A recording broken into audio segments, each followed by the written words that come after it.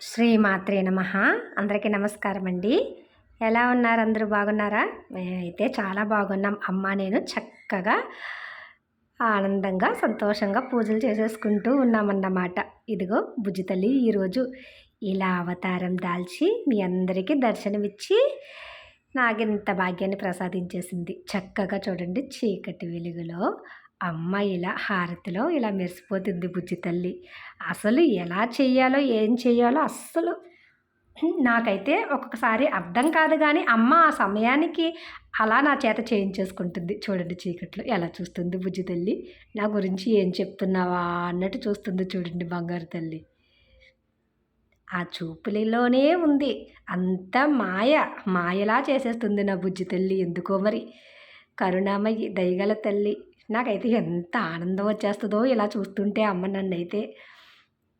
చూడండి ఎంత బాగుందో. ఆ చల్లని తల్లి చూపు మీ అందరిపైన ఉండాలని మనస్ఫూర్తిగా కోరుకుంటున్నాను. ఎందుకంటే నా పైన ఉంది బంగారు తల్లి ఆ చల్లని చూపు, అందుకన్నమాట. సరే లైట్ వేసేస్తాను. ఇంకా చీకట్లో ఎంతసేపు చూస్తారు మరి? ఇలా చూడాలి అమ్మని మరి మీరందరూని. అమ్మ మీ అందరి కోసం ఇలా రెడీ అయ్యి కూర్చున్నారు. చూడండి బుజ్జి తల్లి ఇలా దర్శనం ఇచ్చేస్తుంది బంగారు తల్లి.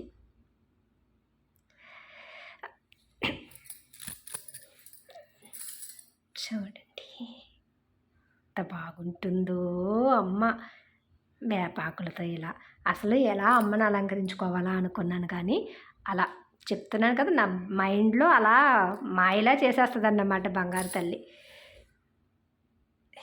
చక్కగా దీపధూప నైవేద్యాలతో అమ్మని ఇలా అలంకరించుకుని ఇలా చూస్తూ అమ్మని ఆమెకి చెప్పవలసినవన్నీ పొగిడేస్తూ పాడేసి చెప్పేశానన్నమాట. నేను ఉదయం వచ్చేటప్పటికి అమ్మకి మొహంలో ఎంత నవ్వులు వచ్చేసిందో ఎందుకో తెలియదు. మరి ఈరోజు ఉదయం వస్తానే మొహంలో ఏదో నవ్వులు అమ్మ. మరి రాత్రంతా ఏం సాధించేసిందో బంగారు తల్లి సంచారిని కదా తల్లి. ఏం సాధించారమ్మా మీరు? అన్ని నవ్వులు వచ్చేసింది. బంగారు తల్లి అలా చూస్తున్నారు చూడండి. ఇక లలితమ్మకు కూడా ఇలాగే ఇదిగో చక్కగా వేపాకులతో మాల వేసేసుకున్నారు. పసుపు మాల అలా ఉంచేసానన్నమాట. ఇక అమ్మకి అష్టమి రోజు తప్పకుండా అభిషేకం చెయ్యాలి బంగారు తల్లికి. ఇదిగో అంతా ఈవిడితో అలంకరణతో సరిపోతుంది నాకు. ఇంకా శ్రీచక్రానికే అభిషేకం చేసేసి రోజు అలా పూజించుకుంటున్నాను. ఇంకా అమ్మకి అలంకరణ చేయాలి కదా, అభిషేకం అది చేయాలంటే లేట్ అవుతుందని చెప్పి ఇలా సమయాన్ని అలా అలా కుదుర్చుకొని పూజ చేసేస్తున్నాను బుజ్జి తల్లికి.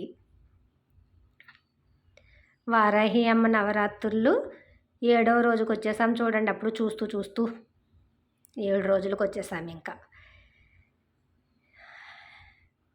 బంగారం అసలు పొగిడే కొద్దీ పొగడాలనిపిస్తుంది అమ్మని, చూసే కొద్దీ చూడాలనిపిస్తుంది. మరి మీ అందరికీ ఎలా అనిపిస్తుందో నాకు తెలియడం లేదు కానీ నాకైతే అమ్మ గురించి ఇంకా చెప్పడానికి మాటలు లేవు. ఇలా చూపించేసి ఇలా పొగిడేసి మీ అందరికీ అమ్మని ఇంకొకసారి ఇలా దర్శనం చూపించేయడమే మరి. అదన్నమాట. చక్కగా అష్టమి రోజు పూజించేసుకుని అమ్మకి లలితను చదువుకోండి, ఖడ్గమాలను చదువుకోండి, దీపాలు పెట్టుకోండి. అమ్మని అష్టమి రోజు చక్కగా పూజ చేసేసుకుని పానకం అది అమ్మకి సమర్పించేసుకోండి. మీకు ఏమైనా కోరికలు ఉంటే కూడా తీర్చేసుకోండి. ఇంకా మనకి ఇంకా 2 రోజుల నుంచి 3 రోజుల వరకే ఉంది అమ్మని ఇలా కాకా పట్టుకోవడానికి.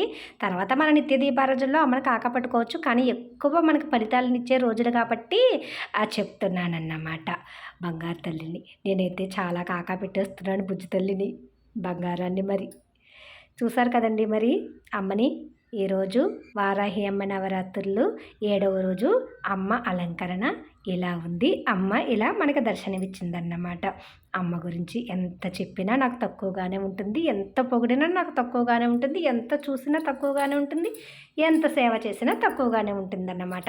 అమ్మతో నా అనుబంధం, అమ్మ సేవకి నా జన్మధన్యం, అమ్మ పాదాలకు సర్వం అంకితం. ఉంటానండి మరి. శ్రీమాత్రే నమః.